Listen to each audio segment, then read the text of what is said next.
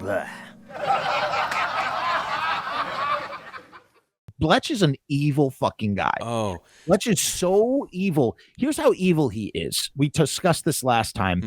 Mm-hmm. A little shiny Gumpy wants desperately to be, like, audition for the Feebles. Like bedazzled fish too. I'm sorry? He's like bedazzled. He's got like covered in these shiny sequins. He's full of sequins. So this little Guppy, let's go through this. He lives somewhere in town. He woke up. He goes, today is the day. I'm going down to the fucking Feebles stage. I'm going to try and get my way through the back door. I want to be one of the Feebles. So he's not going through an official casting session. He's just hoping. He's hoping upon hope that he's going to bump into Bletch or someone of the ilk who's going to spot him and see the talent and the hunger and the drive. And so this Gumpy probably spent 6 months, maybe a year, maybe 2 years. He's been practicing this composition that he wrote himself. He trains every day up in his room. Mom and dad are downstairs. They want him to get a job as an accountant, but he just is like, no, fuck that, mom and dad. I want to join the Feebles, right? So he trains and he trains and he trains and he goes down, and it's like marked on his calendar, fucking whatever day that was that this massacre happened. It's an eventful day for the troupe. It's an eventful day, March 1st, 1989. He goes, on the 1st of March, I'm marching down. This is the most important day of his fucking life. He goes down there. He goes down. It's like he kisses mom and dad goodbye. He takes the bus down to the Feebles stage. He gets backstage. He manages to get in somehow. Maybe he gets back. He bribes someone, or he's let in. He gets backstage. I bet Arthur took a shine to him. Right. He saw Arthur outside loading something in through the backstage door. And he's just telling him, he's like, oh, Mr. Arthur, I just want to have an audition if that's possible. And I was like, oh, come on in, kid. You could try. So he goes in. He walking around backstage, Skid Row, hops up on a drum. I think that was like a snare drum he was standing on, something like that. Yeah. And sees Bletch down the street, or down the hall walking. And he's going, oh my God, there he is. That's Bletch. This man, the mastermind behind the Feebles, my favorite show. I have all the posters hanging up my wall. I've read so many interviews with Bletch and how he found Heidi and how all this stuff happened. And he goes, he has butterflies in his stomach. And he's going, this is my moment. This is my moment. And Bletch is walking by. Just another fucking minute out of the million minutes in Bletch's day, as Bletch has so many different fucking fins and different pies. You know what I mean? Yeah. He's fucking dealing drugs. The network is going to syndicate Feebles.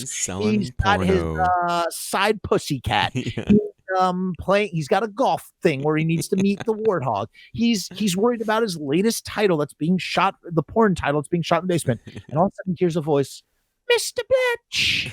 Mr. Bletch, I would like to audition for you. I made a number.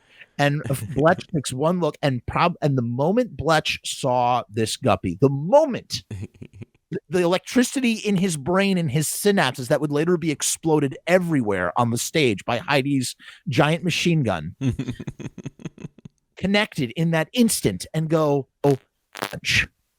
And the Gumpy does his dance, and Bletch, the evil, maniacal fucking bastard. Because that's the thing. This is the most important moment of this Guppy's life. And Bletch looks down and goes, that's my lunch. And fucking proceeds to say that he has a rotten molar.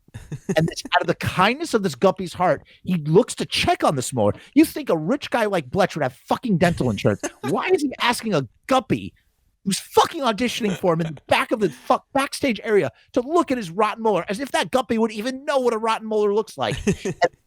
And he fucking gobbles him up. He eats this fucking Guppy alive. Yep. The Guppy is alive. Yeah. The Guppy goes down his esophagus. He goes down Bletch's esophagus and lands in his fucking stomach, crying alone in the dark. As the fucking stomach acid dissolves his body, as he's being digested, soon to wind up as Bletch's shit. And he goes, all my lives and dreams are going to turn into Bletch's shit. Sorry, go ahead. You were going to say something. He doesn't end up Bletch's shit though. Oh, but in the moment. Yeah, in the moment. Okay, yeah.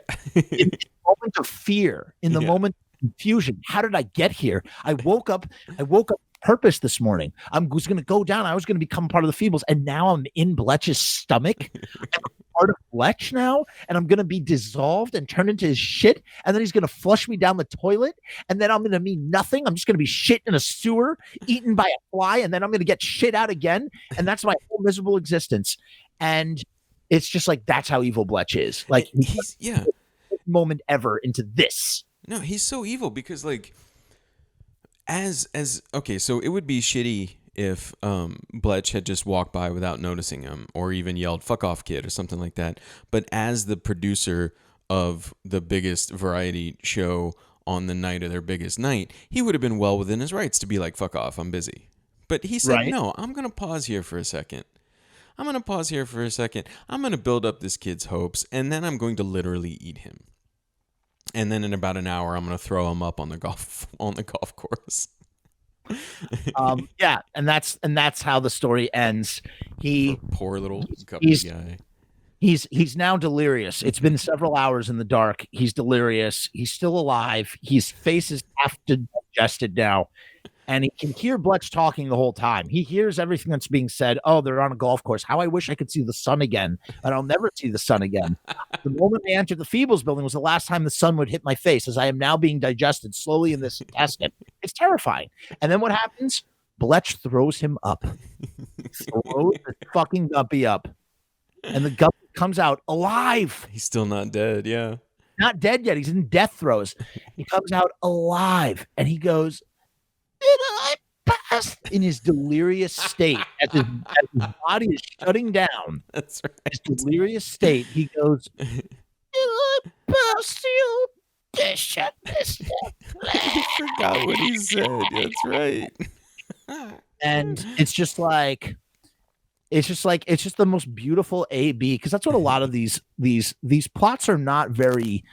Like we said, there's a couple of characters that have a main sort of string, and then everything else is A-B setup. Yeah. They set it up with the A and they pay it off with the B. And the Guppy is like probably the smallest version of that. But then you have like larger versions of that, like the Fly.